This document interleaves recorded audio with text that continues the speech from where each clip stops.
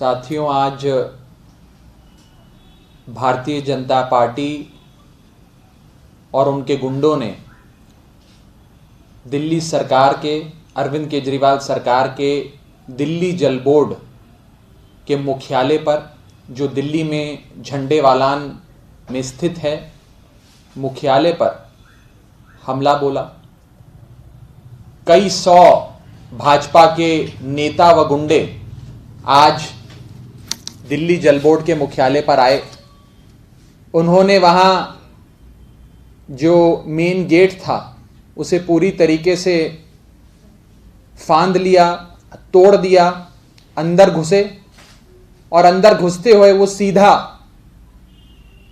दिल्ली जल बोर्ड के chairman, vice chairman cell, जहां पे मेरा कार्यालय है, वहां पर आए और आकर उन्होंने पूरे रिसेप्शन एरिया से लेते हुए वाइस चेयरमैन सेल के तमाम दरवाजे, खिड़कियां, ग्लास पूरी तरीके से तोड़ दिया। पूरे ऑफिस को वैंडलाइज किया।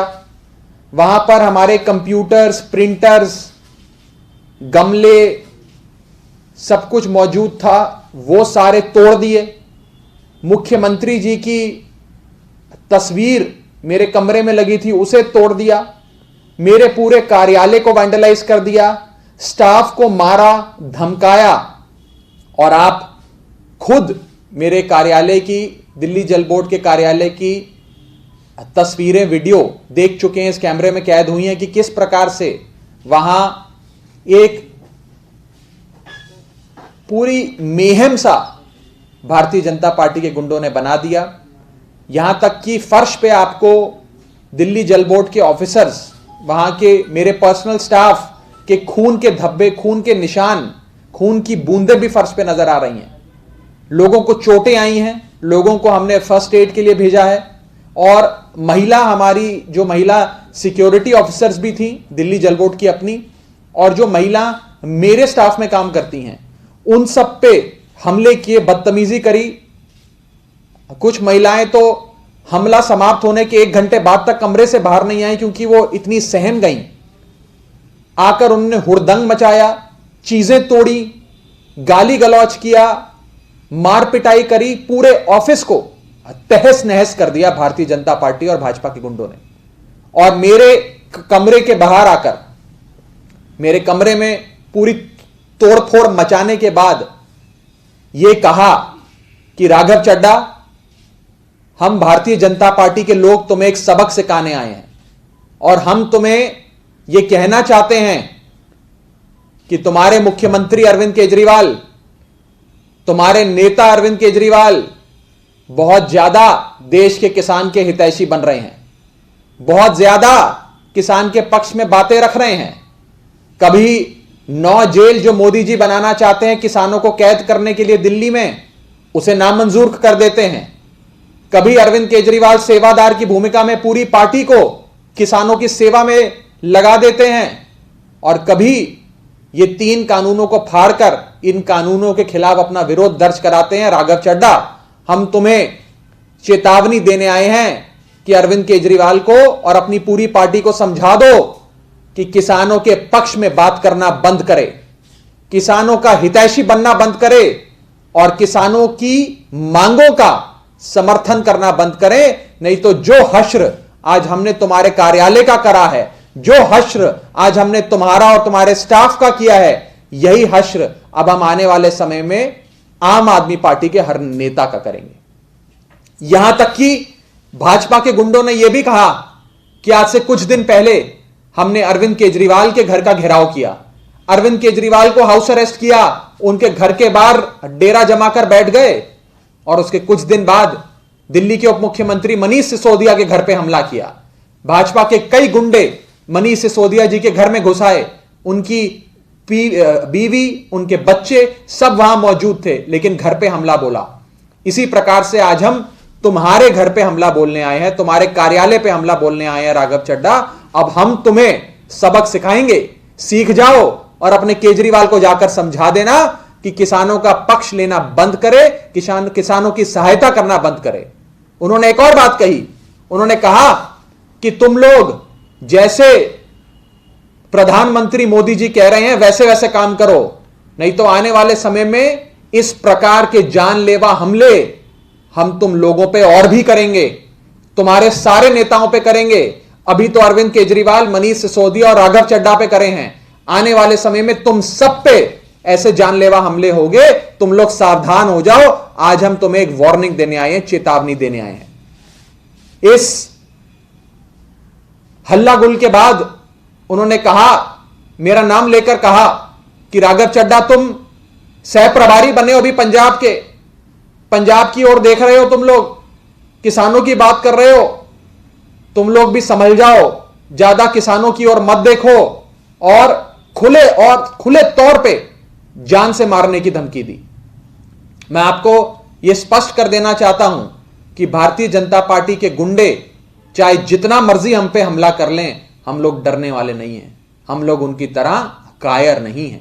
इस हमले के बाद मैंने माननीय मुख्यमंत्री अरविंद केजरीवाल जी से बात करी, फोन पर उन्हें पूरी सूचना दी, और मुख्यमंत्री जी ने, आम आदमी पार्टी के राष्ट्रीय संयोजक और दिल्ली के मुख्यमंत्री अरविंद केजरीवाल जी ने मुझे सिर्फ एक ही बात कही, और यह कहा कि राघव, हम सब अंतिम सांस तक देश के किसान के हकों की लड़ाई लड़ेंगे, हम लोग अंतिम सांस तक देश के किसान के साथ खड़े रहेंगे, हम लोग अंतिम सांस तक ये 3 काले कानूनों का विरोध करेंगे।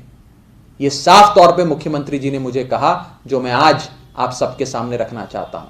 चाहे लाख कोशिश भाजपा कर ले हम लोगों का मनोबल तोड़ने की, या हम लोगों को शारीरिक रूप से हम पे हमला करने की, हम लोग पीछे हटने वाले नहीं हैं, हम लोग कायर नहीं हैं, हम लोग भाजपा की इन धमकियों से, हमलों से, गीदड़ भभकियों से डरने वाले लोग नहीं हैं। हम देश के किसान के साथ खड़े हैं और देश के किसान के साथ सदैव खड़े रहेंगे। साफ तौर पे 3 चीजों का जिक्र आज भाजपा के गुंडों ने जब हमला किया तो हम पे किया। उन्होंने कहा कि तुम्हारे केजरीवाल ने किसानों को बंद करने के लिए जेल बनाने के 9 जेल दिल्ली के कोने कोने में बनाने के प्रस्ताव को खारिज किया, इसलिए हम ये हमला कर रहे हैं। तुम्हारे केजरीवाल ने पूरी पार्टी को, पूरे विधायकों को, मंत्रियों को, सांसदों को, कार्यकर्ताओं को सिंगू बॉर्डर पर देश के किसान की सेवा करने के लिए उतार दिया है। किसान के बड़े हितैषी बनते हो तुम लोग, इसलिए आज हम तुम पे हमला कर रहे हैं। और उन्होंने साफ तौर पे यह कहा कि तुम्हारे केजरीवाल ने ये 3 काले कानून फाड़कर मोदी जी का अपमान किया है, इसलिए हम तुम पे हमला कर रहे हैं। यह साफ तौर पे आज भाजपा के गुंडों ने हमें कहा, और देश के किसान का पक्ष ना ले, देश के किसान की सहायता ना करें, और देश के किसान के हक की लड़ाई ना लड़ें, इसलिए आज ये चेतावनी देने आए थे और ये जानलेवा हमला भाजपा के गुंडों ने किया है। मैं साफ तौर पे कहना चाहता हूं कि भाजपा के लोग हमारी हत्या भी करा सकते हैं, हम में से किसी की हत्या भी करा सकते हैं, लेकिन जैसा कि अरविंद केजरीवाल जी ने कहा, हम अंतिम सांस तक देश के किसान के लिए लड़ाई लड़ते रहेंगे। हमारी आखिरी सांस तक हमारे शरीर से, हमारे मन से, हर प्रकार से हम केवल देश के किसान के हक की लड़ाई लड़ेंगे, और भारतीय जनता पार्टी के इन हमलों से डरने वाले हम नहीं हैं। मैं भाजपा के गुंडों को, भाजपा के नेताओं को कहना चाहता हूं, कान खोलकर भाजपा सुन ले। इस संदर्भ में किसी भी साथी का कोई सवाल हो तो आप पूछ सकते हो। नारा लगा रहे थे क्या जब आए थे आपका ऑफिस पे? नारा भी लगा रहे थे, चिल्ला भी रहे थे, धमका भी रहे थे, और जो जो चीजें मैंने आपको कही ये सारी चीजें कह रहे थे। और ये घोषित था। आज से कुछ दिन पहले उप मुख्यमंत्री जी के घर पे पूरी सूचना देने के बाद, बाकायदा मीडिया को, पुलिस को जानकारी देने के बाद उन्होंने हमला बोला था। उसी प्रकार से मुख्यमंत्री जी के घर के बाहर भी जो हमला किया, सीसीटीवी तोड़ दिया, कैमरे तोड़ दिए, उनके घर के बाहर जमावड़ा लगाकर अपना बस गए, वो सब कुछ भी मीडिया और पुलिस को सूचना देने के बाद हुआ।